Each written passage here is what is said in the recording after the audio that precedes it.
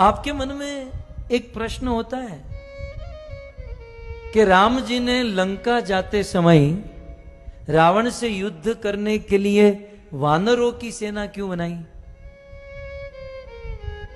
कभी सोचा आपने? आपको कुछ हो रहा है विचार? पंचतत्व प्रभु कुछ मन में आ रहा है? मेरे मन में आ रहा है। इलेक्शन के रिजल्ट के बाद मुझे बहुत समझ में आ रहा है कि राम जी ने मनुष्य की सेना न बनाकर वानरों की सेना क्यों बनाई। 4 जून के रिजल्ट के बाद इतना समझ में आया कि राम जी ने अच्छा हुआ वानर की सेना बनाई, अच्छे से राम जी के साथ रहे, रावण के साथ युद्ध किए, विजय प्राप्त हुई।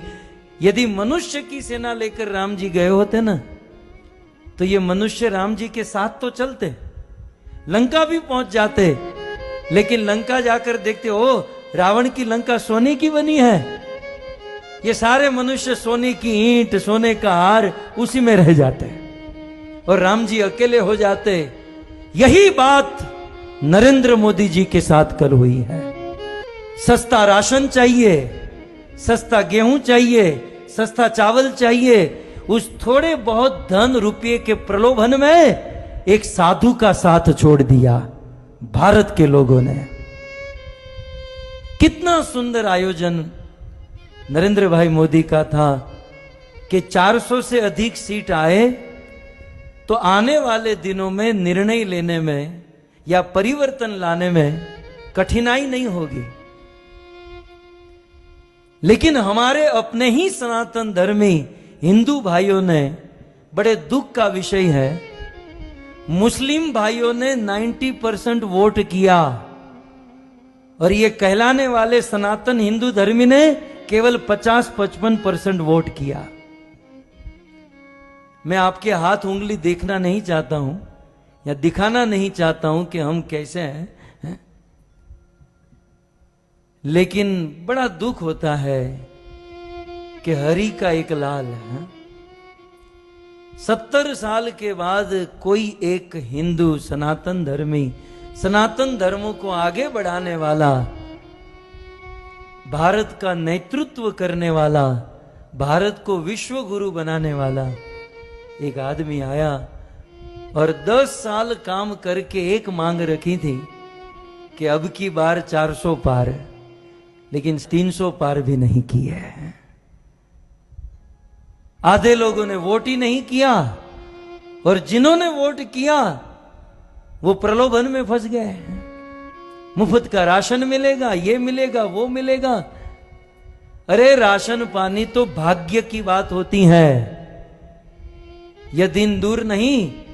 यदि जनसंख्या पर नियंत्रण नहीं किया गया तो विधर्म की संख्या बढ़ेगी और यह कथा कीर्तन करना भी कठिन हो जाएगा। रात को सोए होंगे, आपके गले काटकर लोग चले जाएंगे।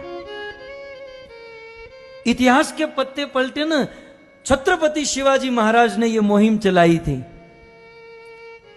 लेकिन छत्रपति शिवाजी महाराज को सनातनी हिंदू धर्मी ने ही साथ नहीं दिया और आगे बढ़े तो महाराणा प्रताप ने यह मुहिम चलाई थी। उनके अपने ही लोगों में फूट पड़ गई और उन्होंने साथ नहीं दिया और आगे बढ़े। भारत आजाद हुआ तो सरदार वल्लभ भाई पटेल ने मुहिम चलाई, लेकिन उनको ही अपने ही लोगों ने साथ नहीं दिया।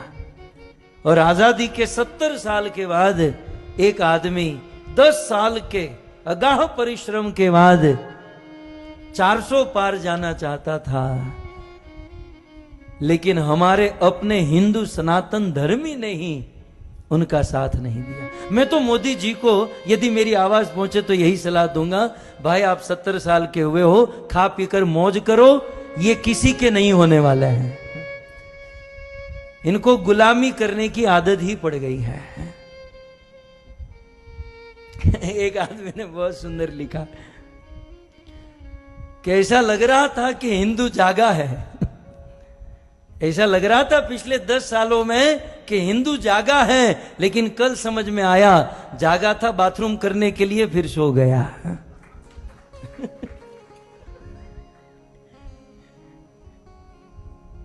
क्या हिंदू जागा है। यदि बहुमत होता तो भारत का दृश्य कुछ और होता।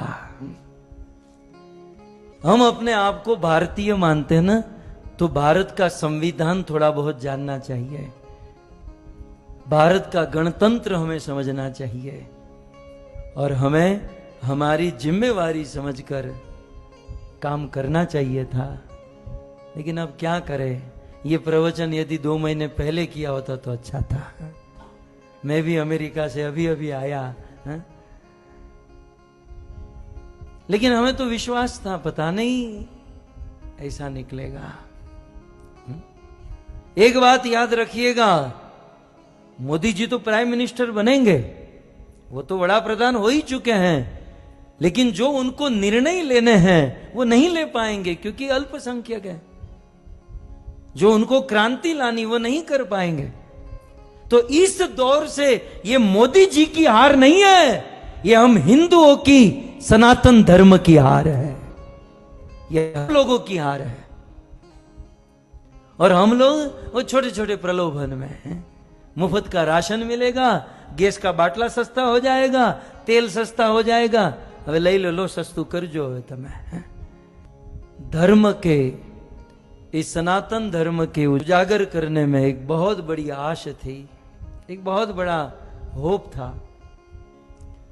लेकिन नतीजे के बाद बहुमति से यदि मोदी जी नहीं आए तो एक